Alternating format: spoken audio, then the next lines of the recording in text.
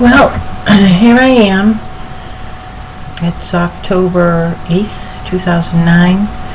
I'm in Florida, originally from just outside of Boston. Been here almost 4 years. Actually, a little over 4 years. And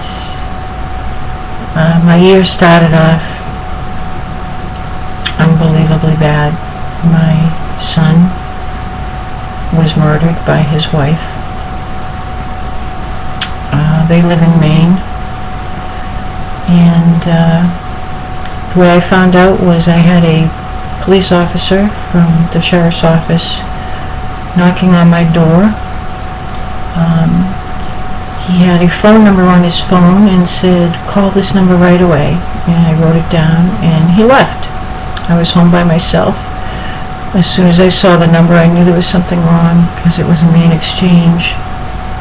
And I was very concerned about the situation between my son and his wife because she had been in and out of a mental facility, had tried to commit suicide, and also had a restraining order out from previously when she assaulted one of the people at the hospital as well as my son. Anyway, I made the phone call, and it was the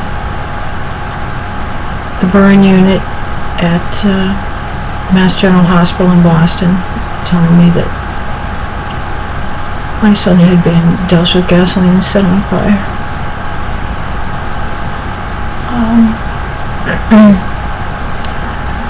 I was frantic, and of course I was screaming, and there was no one there, and I fortunately called my brother and told him that I needed to get a ticket to get on a plane to get up to Boston, and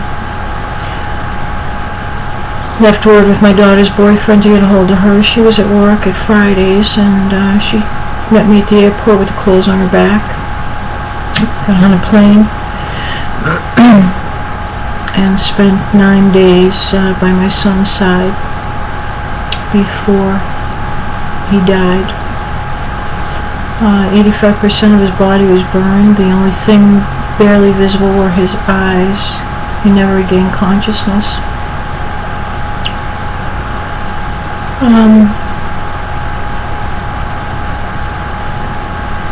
It's a terrible thing to have to bury one of your children. And he was such a good boy. He was loving and kind and full of life, and had a great laugh and loved doing impressions. His favorite was The Godfather and Darth Vader. He'd leave me messages on the phone. They were funny. Huge Beatles fan. He was a collector of model trains and Star Wars and videos, and he was just a really good boy. He would dress up as Santa in a Santa suit in the winter up in Maine and go out and wave to the cars and ring a bell, and he touched a lot of people up there. He was up there for a few years, and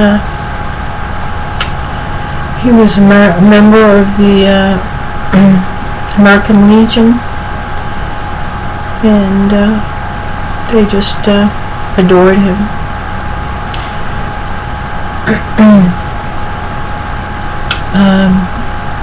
Anyway,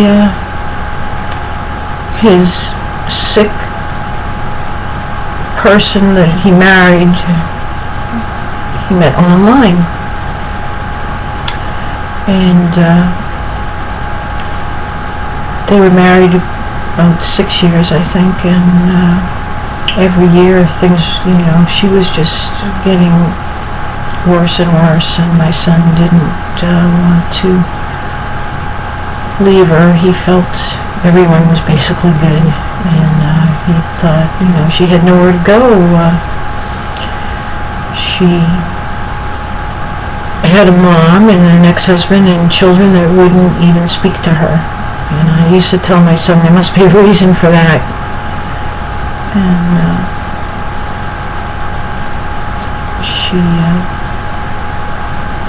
she was a very cruel person.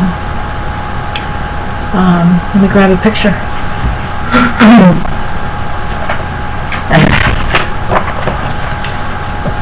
There we are. You see that?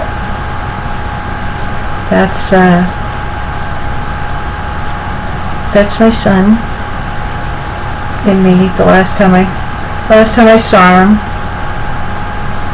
which was August up in Maine. It was a unbelievable occasion. He was meeting his aunts and uncles for the very first time. I was adopted, and after 57 years, found my sisters and my brother in 2007, and it was unbelievable. It was just, you know, until that point it was just myself and my son and my daughter, and to find the rest of your family, half of it anyways, it was spectacular, and Christopher was so excited. His Aunt Cindy had a list of everybody's names, addresses, phone numbers, all of his cousins. That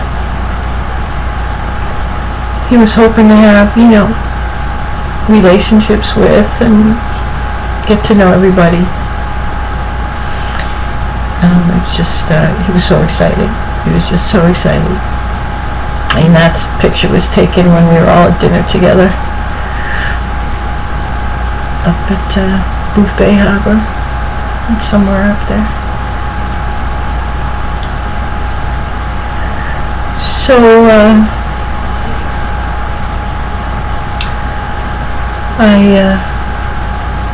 it's October now, and they're finally going to sentence the sick bitch.